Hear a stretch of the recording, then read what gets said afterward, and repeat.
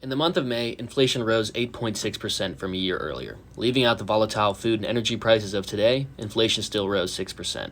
This is the highest increase since December 1981 when Ronald Reagan was president. It's been a long time since inflation has been this bad. What's up, everyone, and welcome to episode 5, part 2 of Politics, where I read 3 current event articles from media sources left, right, and center and give my thoughts on them. This is because people today tend to get their news from one media source. It's pretty annoying, and it makes you look stupid. The topic of episode 5 is inflation and what is Joe Biden doing about it. In part 1, I discussed an article from Vox and an article from the Associated Press. And in part 2, I'll be discussing an article from the Federalist.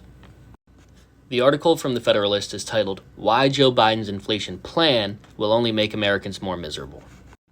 What's up, Mr. Dominich? How we doing, big dog? This article starts off by stating that Biden's plan would do little to solve Americans' pain, and most likely, they say it would make the problem worse. This article immediately warns its readers to hold on to your wallet. After these warnings, the article goes on to explain that the writer had read President Biden's recent op-ed in the Wall Street Journal about his plan to fight inflation, and the rest of the article would outline the different components of Joe Biden's inflation agenda.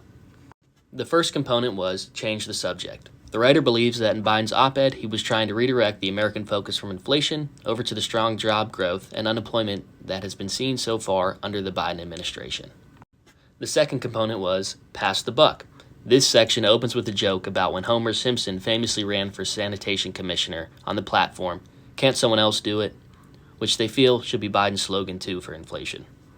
This article states that in Biden's op-ed, he says the Federal Reserve has a primary responsibility to control inflation, and that Biden is claiming he has done what he can, but now Congress needs to act.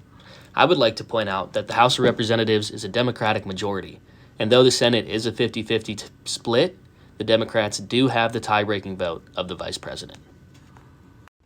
In some great bipartisan awareness, this paper states that Biden has a point in pointing to the Fed and claiming they should hold some responsibility. This article also points out that in 2019, Trump tried to get the Fed to cut interest rates, which, if done at the time, would have overheated the economy and increased inflation.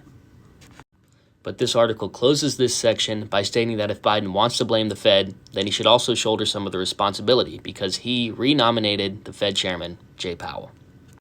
The third component of this article is tax and spend. Biden mentions lowering the cost of goods and services in America. This article believes that lowering these costs will be done through government subsidies, which will pump more money into the economy artificially and thus continue to raise inflation.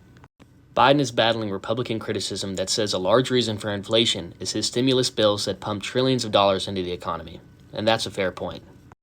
Thanks for watching. Keep your eyes out for the next episode and make sure to comment. I'm always open to a good argument.